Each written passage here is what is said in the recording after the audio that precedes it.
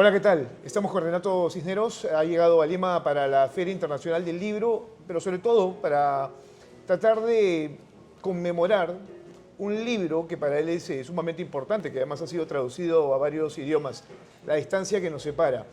Este es el primer libro, la primera edición del año 2015. De este libro a este que tenemos aquí, que es la edición conmemorativa, han pasado ya varios años y uno se pregunta, ¿cómo así el tiempo pasa tan rápido? 10 años, Renato, ¿cómo estás? ¿Cómo estás, querido Jesús? Gracias por la invitación para conversar. Bien, bien, querido amigo. 10 años. Han pasado muchas cosas. Sí, Desde que escribiste la primera edición del libro hasta la fecha, pues la vida te ha transformado, imagino yo. Totalmente, sí. Son 10 años en los que la novela ha seguido su curso editorial, se ha traducido, en fin, ha ido encontrando lectores en distintas partes del mundo y en paralelo yo me establecí en otro país, me casé, me convertí en padre, perdí un hermano, en fin. De alguna manera soy y no soy el autor que escribió esa primera versión, ese libro, esa versión original. Pero 10 años más tarde siento que el libro todavía sigue impulsando reflexiones que siguen siendo vigentes en un país tan convulso como el Perú, ¿no? Donde el autoritarismo, no solo en el país, sino en la región y probablemente en todo el mundo, ha cobrado un protagonismo que hace 10 años no tenía. Hace 10 años el mundo era más progresista y hoy, sin embargo, parecemos retroceder casi a los años en los que se establecía el poder en los 80 y los 90 en el Perú. Bueno, el mundo es otro completamente, ¿no? Sí, cambió mucho todo. Las sociedades son otras también y las demandas son ya bastante marcadas. Yo siento de que ahora uno no puede conversar o encontrar un punto medio, que no hay una zona de debate de ideas. Y en esos 10 años esto se ha ido acentuando cada vez más. Totalmente, justo lo hablaba ahora con un escritor argentino respecto de cómo la polarización ha ido incluso anulando las lecturas que cada uno podría hacer hasta de obras artísticas, películas, libros. Este libro cuando salió 10 años atrás, yo recuerdo porque recibí ese feedback muy pronto, era leído por gente muy de derecha, por gente muy de izquierda, y ambos tenían tal vez una mirada diferente, pero en fin, de una manera también conciliadora. Hoy siento que a los autores que de alguna manera hemos salido a decir las cosas que pensamos, se nos invalida desde otro sector, ¿no? Ya los lectores de antes, que antes no habrían dudado tal vez en leerte, ya no te leen en función de las ideas que tú defiendes o las opiniones políticas que divulgas. Bueno, hoy la cancelación es para todos los lados, ¿no? Totalmente. Y eso creo que es un retroceso del que no sé si nos vamos a recuperar, lamentablemente, ¿no? Nada me hace pensar que eso habrá que esperar cómo cambia el mundo en los próximos 10 años. Tal vez en 10 años tengamos una conversación distinta, pero nada me hace pensar hoy que eso vaya a recuperarse. Sí, sí, hay quien dice que el tiempo cambia las palabras. Y esto se entiende por el contexto en el que se dan las cosas. Y de eso estamos conversando al inicio de esta entrevista, ¿no? Pero ahora eres padre, tienes otra visión. En ese momento tú hablabas de tu padre. Sí, es verdad, es verdad. Entonces eso tiene otra lógica, otra visión. Hay un peso mayor, una responsabilidad en no ser quien tú crees que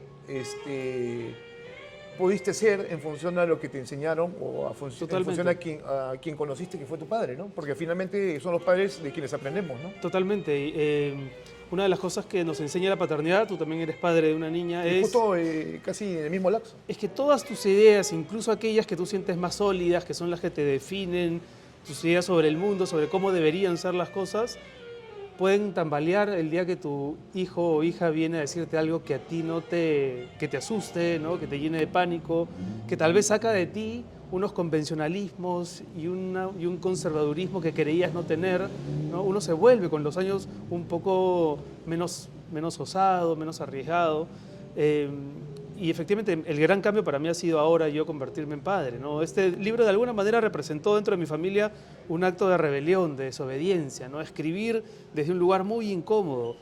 Y quizá algún día alguna de mis hijas también, no sé si a través de la escritura, pero tal vez también decida dar un paso que pueda parecer desobediente, ¿no? Y uno tiene que estar preparado para eso, para la desobediencia de los hijos, ¿no? Bueno, tú tocas un punto importante porque este libro de alguna manera era exponer heridas, ¿no? Del Sí, pasado sí. que muchos pensaban ya, o dentro de tu familia pensaban ya capítulos superados, ¿no? Heridas cicatrizadas. Sin embargo, Heridas que siendo privadas o muy privadas, al mismo tiempo son universales, ¿no? Tú te has Claro. dado cuenta también cómo en estos 10 años han ido proliferando títulos donde hay un examen sobre la familia, autopsias del padre, autopsias simbólicas del padre, de la madre, del universo familiar. Eso hace 10 años existía, pero no tanto como ahora. Ahora hay muchos libros. Bueno, sin ir muy lejos, claro, tú hablas de tu padre, hay una frase que yo nunca olvido que dice, los padres nunca están preparados para enterrar a un hijo, ¿no es cierto? Y un hijo no está preparado para desenterrar a un padre. Sí. Y hablando justamente de esta constante de escribir sobre el padre, que es importante como figura dentro de una familia, porque es el que construye, pero también destruye, fíjate que tú llegas en un momento conmemorando 10 años de este libro y los hijos de Roberto Gómez Bolaño, Chespirito, hacen una serie justamente ¿Verdad? tratando el tema, ¿no? Sí, sí. Yo creo, por eso te decía hace un instante que siento que hay temas que no pierden vigencia y uno de esos temas es la necesidad de saber cuál ha sido nuestro pasado familiar, ¿no? Aprender a desconfiar un poco también de los relatos que nuestros padres hacen de sí mismos, porque mucho de lo que somos, quizá no todo, pero mucho de lo que somos está directamente relacionado con quiénes fueron nuestros padres antes de que nosotros vengamos al mundo. Y esa curiosidad yo creo que es natural y a pesar de que nos educan para creer en las versiones más bien amigables o simplificadas que nos dan nuestros padres sobre quiénes fueron antes, a veces está bueno dudar, ¿no? Dudar y preguntar, porque ahí están las claves de nuestra personalidad también. Esta edición conmemorativa de 10 años es bastante interesante porque tiene algunos agregados que tú le has dado para darle también un marco completamente distinto.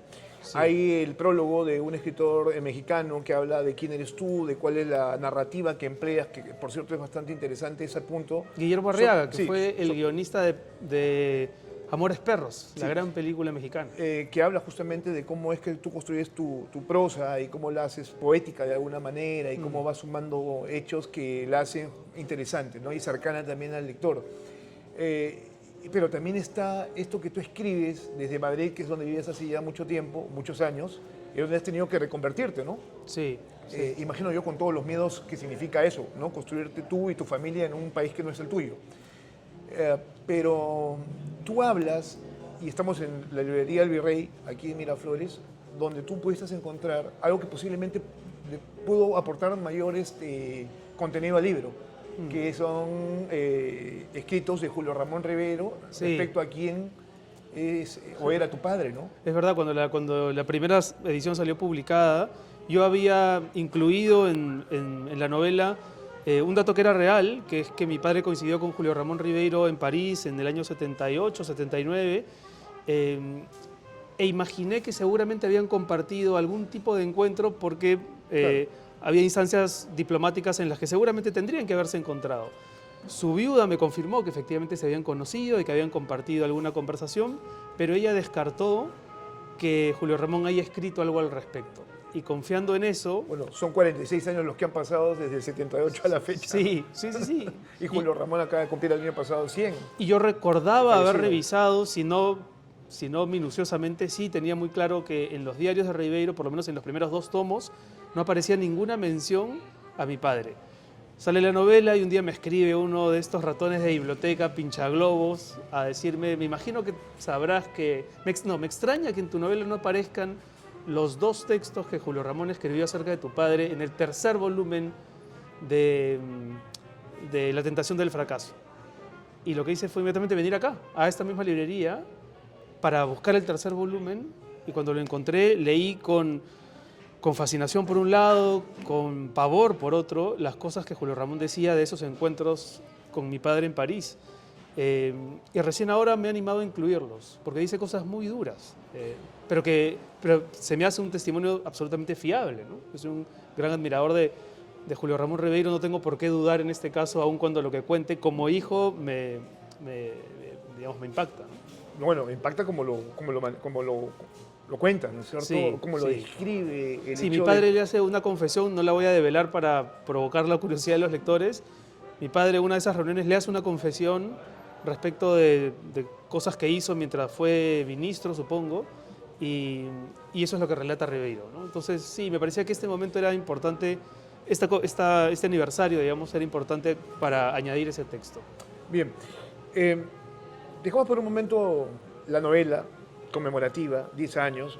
Yo digo, bueno, o sea, me sigue sorprendiendo en realidad que haya pasado tanto tiempo, porque de esto a esto pareciera que fuera ayer. Sí, ¿No? sí. Cuando lo presentaste en la Feria del Libro, cuando ya habías tomado la decisión de irte, y habías dejado prácticamente todo, ¿no? Así es. Tenías un trabajo aquí, estabas ya casado, ¿no? Pasó todo muy rápido. La pandemia también creo que ha ayudado a distorsionar, ¿no?, la sensación del paso del tiempo.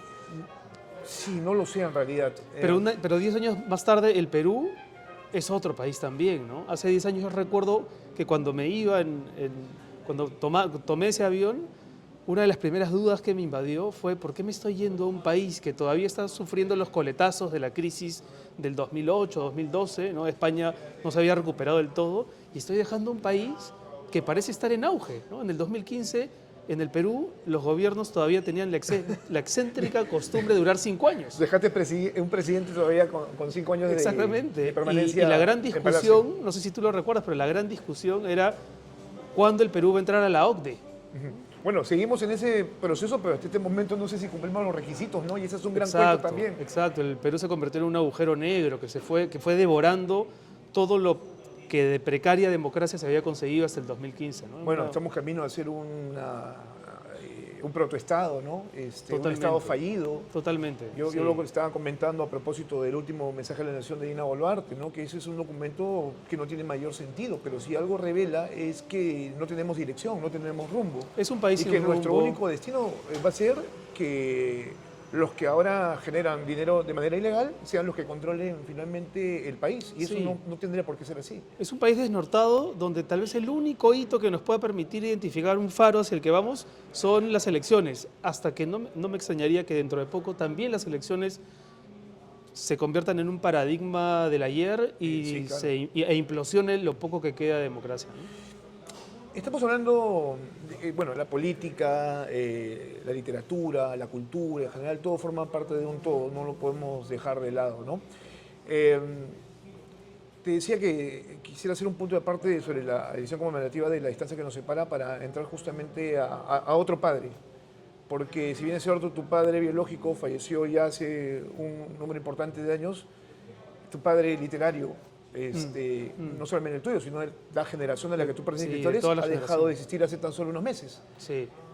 Y yo siento, y lo comenté en algún momento, de que somos muy ingratos como país sobre quienes de alguna manera también construyen nuestra identidad en base justamente a su talento, y ese fue Mario Vargas Llosa. Sí, eso también cambió, ¿no? El Perú se quedó sin su mayor referente universal, ¿no? Vargas Llosa no solamente ha sido el hombre que encarnó un modelo de escritor que las generaciones, siguientes han intentado o bien emular o bien evadir, pero todas se han visto impactadas por ese modelo, sino que se convirtió en un hombre que era capaz de dialogar con personajes a nivel mundial.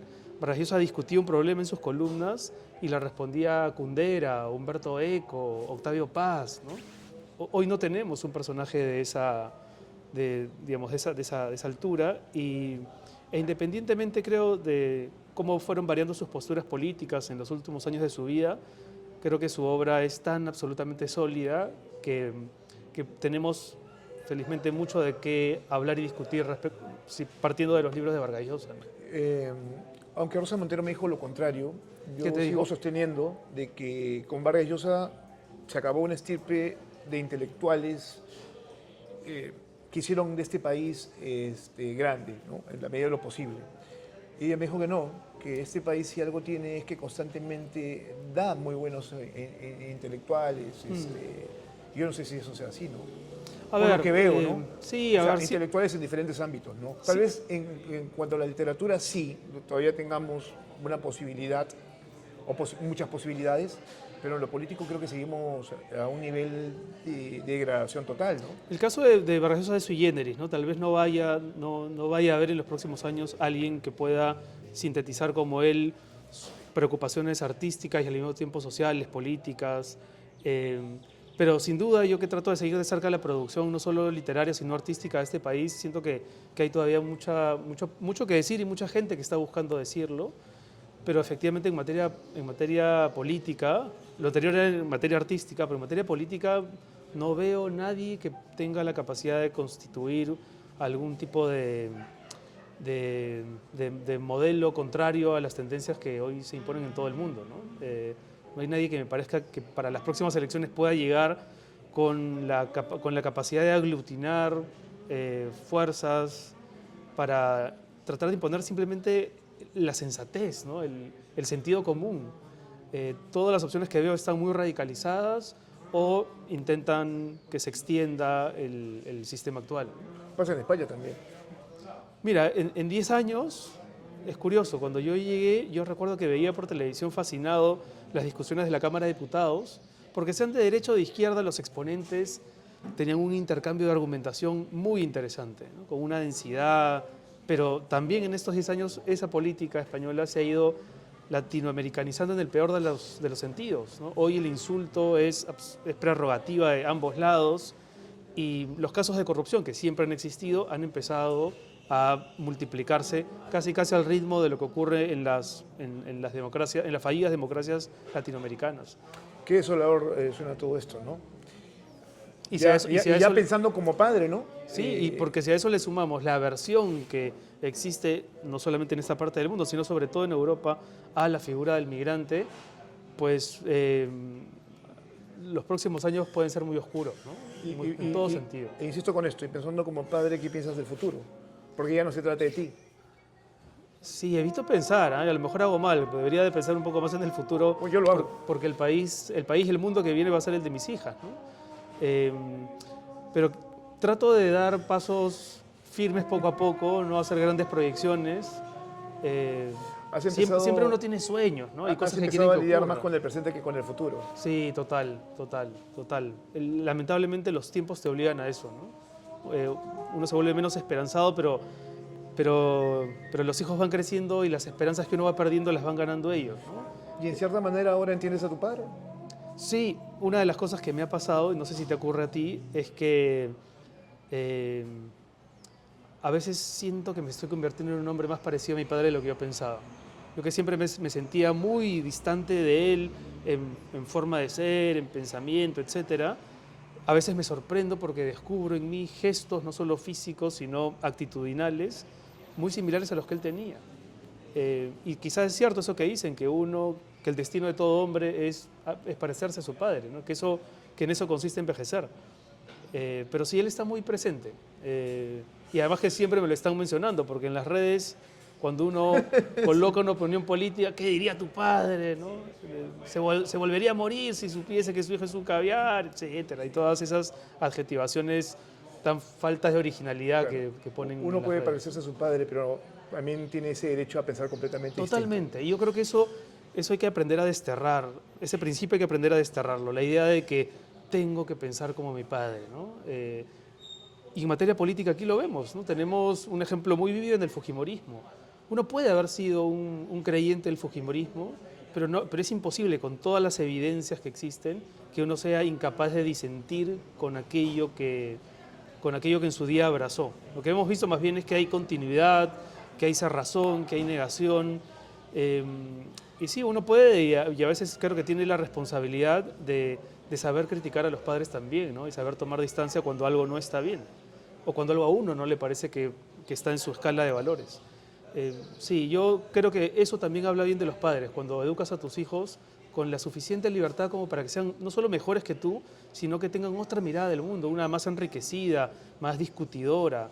Creo que eso habla bien de un padre, ¿no? Si tu hijo piensa como tú, hace lo mismo que tú y termina cumpliendo sus hitos biográficos a tu semejanza, me parece que eso es no solamente aburrido, sino mediocre hasta cierto punto, ¿no? Renato, gracias por la entrevista y nada, gran trabajo que ya ha cumplido 10 años, además que no es el único libro que has escrito otros también que están dando vueltas ya por el mundo, sí, que están siendo traducidos.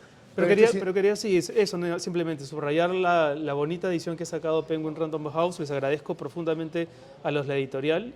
En la portada hay una foto que yo yo no tenía en mi archivo personal, que apareció hace algunos pocos años y cuya historia también está contada dentro del libro. Es una foto muy personal, pero sobre esto, o sea, esto tiene todo un lenguaje Total. muy emocional. Sí. Tal vez tu padre tenga, según como tú lo describes, digamos, una figura muy, muy fuerte, ¿no?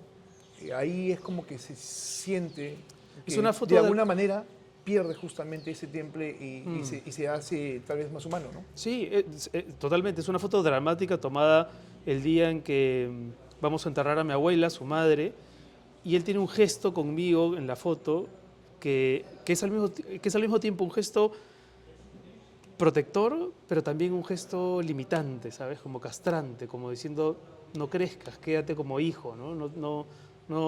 No accedas al mundo de lo adulto. Bueno, uno le da siempre lecturas a... Podría ser, o no quiero que seas como yo. O no, exacto, también, sí, eso. Las especulaciones están a disposición de los lectores. Bien, Renato Cisneros con nosotros. Gracias por eso y A por ti. tu tiempo también. La distancia que nos separa, 10 años, edición conmemorativa en tapa dura, sello Alfaguara de Penguin Random House. No sé si esto aparecerá antes o después, pero el domingo 3 de agosto la presentamos en la Feria del Libro. Si ven esto después, bueno, que sepan que hubo una actividad en la feria que ojalá salga muy bien. Bien, gracias, nos vemos, se cuidan. No sé cuándo sale esto, pero...